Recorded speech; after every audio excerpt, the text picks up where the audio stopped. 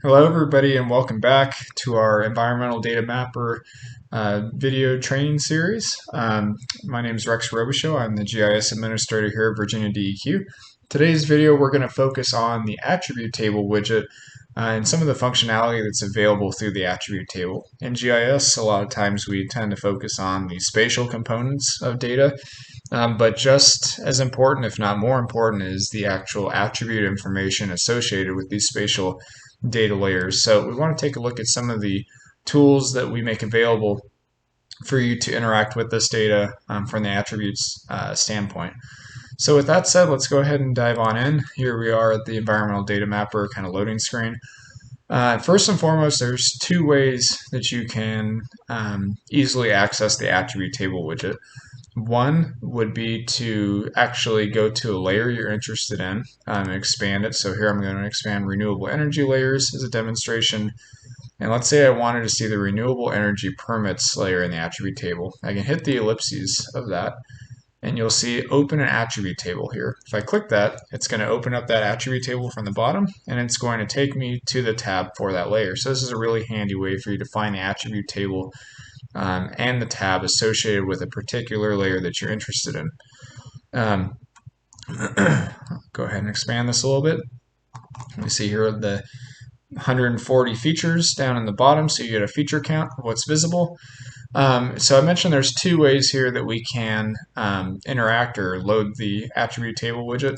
So we looked at clicking at any layer and actually expanding it. Here's another example. I'll expand the TMDL implementation watersheds group layer, and let's say I wanted to see our implementation watersheds in the attribute table. I can hit that ellipses, open attribute table, and here we are.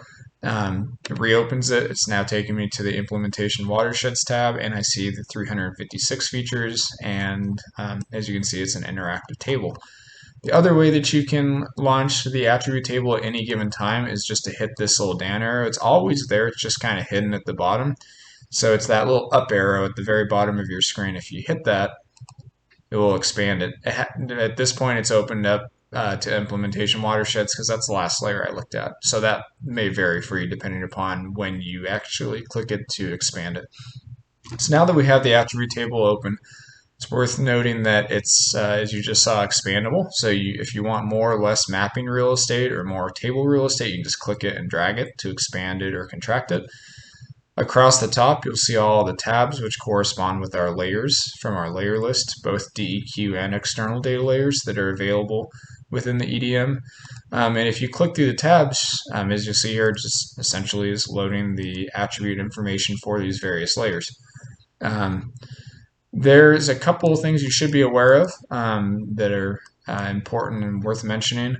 One is the filter by map extent. By default, this option is off. However, if you want to click it, or if you see that it's lit up, it's actively engaged. And what that means is that the area or the extent that's visible for this map area, so kind of like the hidden area that makes the rectangular area of the map behind within the mapping tool here, it's only filtering and showing you records that fall within that spatial extent. So as we see here, there's 3,544 features. If I were to pan that a little bit, we see that change. So it's actually increased up to 14,000 features. And again, if I click and drag over here, it should change again, and it has. So it's dynamically updating based on what's available within that view extent. We don't have that layer turned on right now, or else we'd also see those points. So with that said, let's go over here. Let's just do prep reports as a good example layer. And also one thing worth mentioning, you can see here there's an arrow in the upper left and an arrow in the upper right. Those are ways, since we have a lot of layers that are available, that you can kind of search through this list, and you'll see it kind of takes it off in chunks of about 10 or so.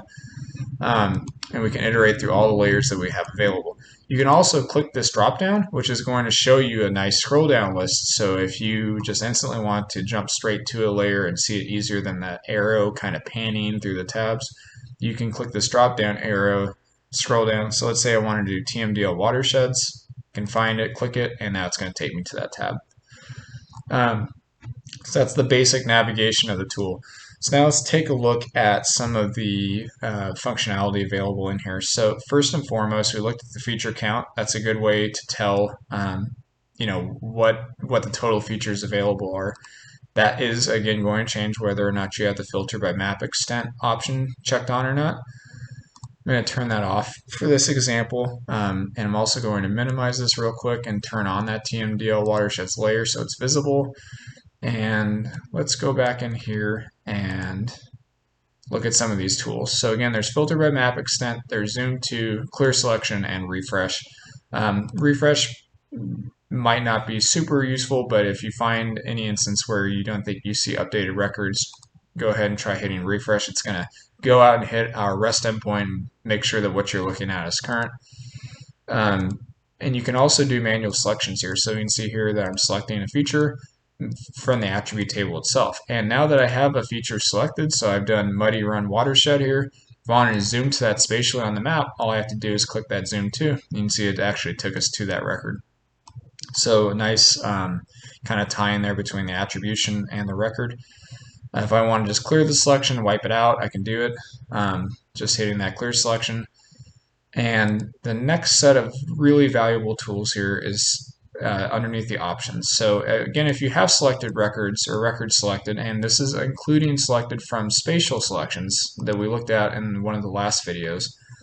So if I open up here, we make sure that we've checked on our TMDL watersheds. Let's highlight a few of these. So you'll see here that that interaction or that selection is connected between these two tools. So even though I just selected something in the select and export features tool, we see now that we have 6 selected records in the attribute table too. If we only want to view those selected records and ditch those last 1003, we can do that. Now we're only looking at those 6 selected records. I'll go ahead and clear out that selection here and close that tool, but just know that there is that kind of tie-in or that integration between those two tools. They're aware and can communicate with one another, so you can make spatial selections and view that in the attribute table. Likewise, if I do an attribute selection here, should be able to open up, and now we can see that we can also see that selected single record here. So we can also select from the attribute table back to the spatial selection tools. So I'll minimize this, go ahead and close that out.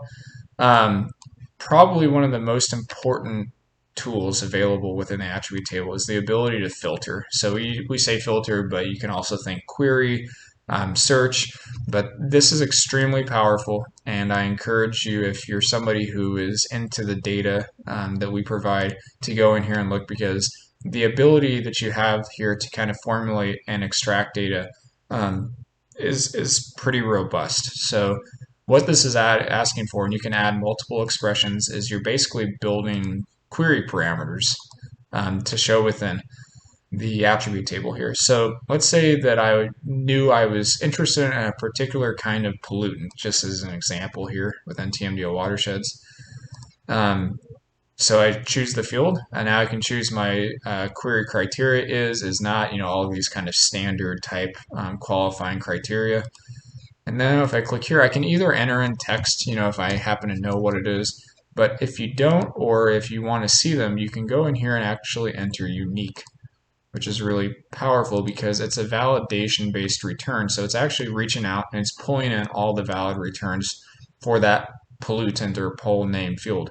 So we see here a whole host of different pollutants that meet our criteria. So let's say that we were predominantly interested in lead-based pollutants. Go ahead and press OK. And the reason, let's see here, let me make sure that I had cleared my selection.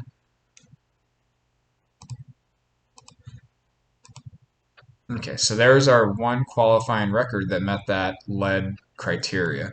So we can also, again, zoom to that so we can see it's over here by Stanton. And again, in this example, we only pulled one return. So let's search for something that may have more than one return real quick. So I'm going to clear selection, go back to filter. So I hit the options drop down, filter, and let's do pollutant name again. And this time, let's search for something that may be a little bit more common, like E. coli.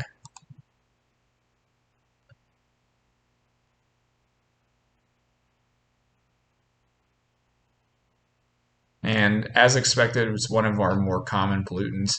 We see 459 returns. So what can you do with this now? You can do everything we just looked at. You can zoom to these, you can preview them individually one by one. But what if you don't have GIS or you want to actually export this to CSV? Well, you can do that too. You can, now that you have that filter criteria, you can actually hit export to CSV, you hit OK, and it's going to wrap that up into a CSV download and download it for you. And that includes all the attribution that you see here. So it's a really neat, easy way to quickly extract, and again, this goes for any of our data layers, relevant information. Last but not least, if you want to hide some, some data is irrelevant and it's just kind of, mucking up or taking up valuable real estate, you can actually turn stuff off if you don't want to see it, but you don't have to.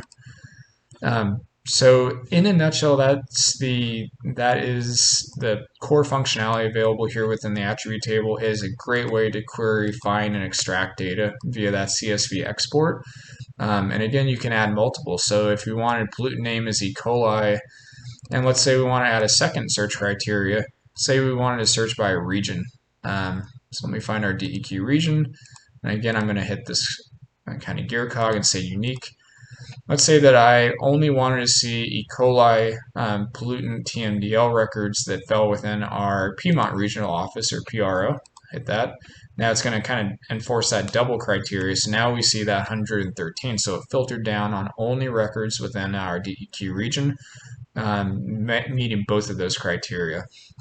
So again, I could show hundreds of examples of these with our various data sets. But I encourage you, if there's particular data sets you work with a lot, to go in and test it out. Last thing I wanted to show before we call this video concluded is that within the fields themselves, you have a few capabilities. You can sort by ascending or descending order. If it's a numeric field, you can also run statistics on those, which will generate just kind of nice summary value statistics. But again, if you just want to sort on data, kind of clean it up, you can also do that as well. So with that said, that pretty much wraps up the core functionality within the attribute table widget. It's very powerful, great way to find, query, and extract relevant data. I hope that this video was helpful for you. And please tune in next time. We're going to take a look at the adding data widget and ways to add in data both locally and from external web sources into the EDM.